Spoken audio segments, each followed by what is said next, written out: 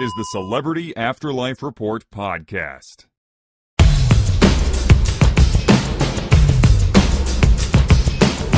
Hello and welcome once again to the Celebrity Afterlife Report. I am the celebrity medium. There's always something going on in the next world. So let's get right to this week's selection of the hottest gossip about all your favorite deceased celebs. A celebrity you probably haven't thought about in quite a while is Abe Vigoda.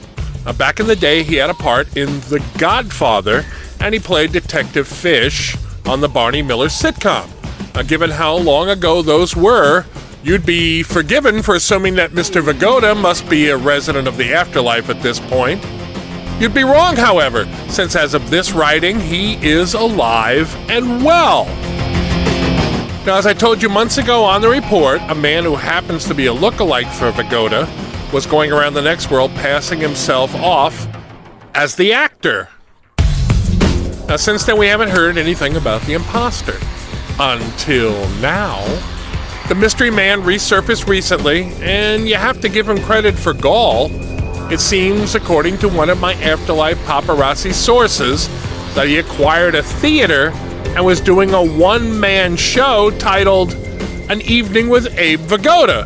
Now, not as an Abe Vigoda impersonator, mind you, but as the real thing.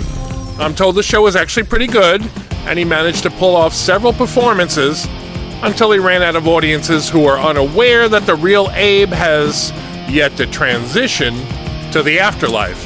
The show closed abruptly without advance warning, and the great impersonator has gone back into hiding, at least for now.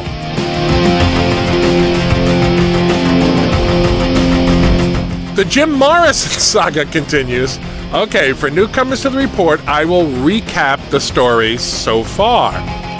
Sometime back, Morrison formed a band with Jimi Hendrix and Janis Joplin called The Legends. After a while, they added John Bonham from Led Zeppelin as the drummer. All was going well, and the band was well received until one night when John Lennon sat in with them.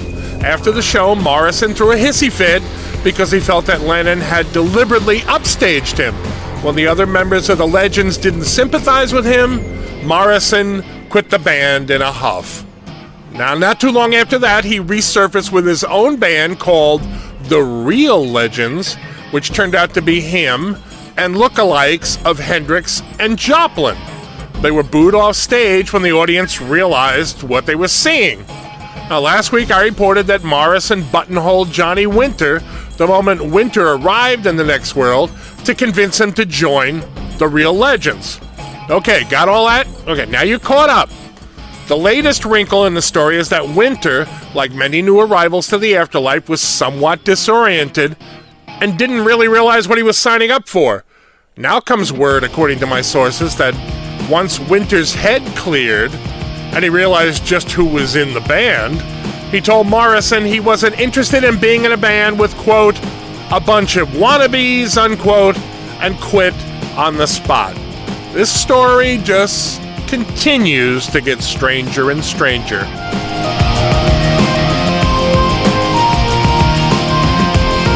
Now, I've explained this before, but it bears repeating. In the next world, freed from worrying about mortality or the need to make a living, many people try activities and form partnerships that they would never have dreamed of on the earthly plane.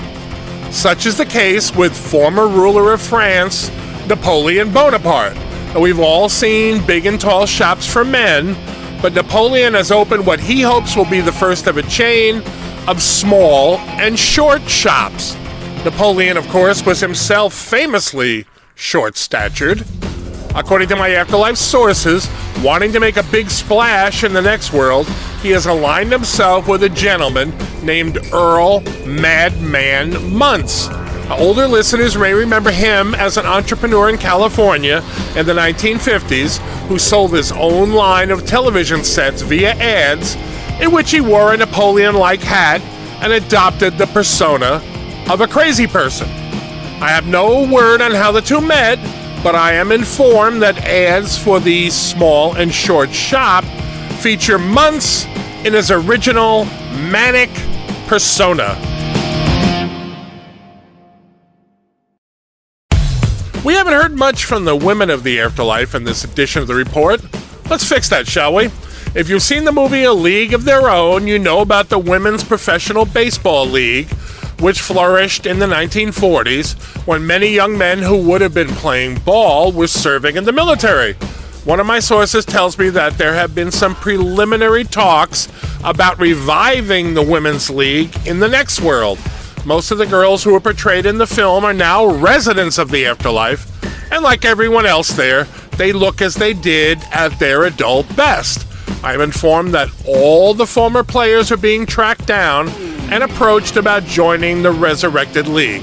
I will be following the story and will keep you up to date as I get more information. And with that, we wrap up this edition of the Celebrity Afterlife Report. Please join me again next week for more juicy gossip about all your favorite deceased celebrities. I am the Celebrity Medium. Thanks for listening.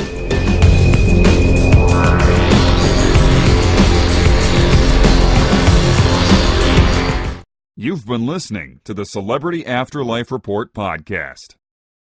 To ask a question about your favorite deceased celebrity, call 818-3-MY-DREAM.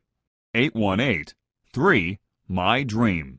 818-369-3732.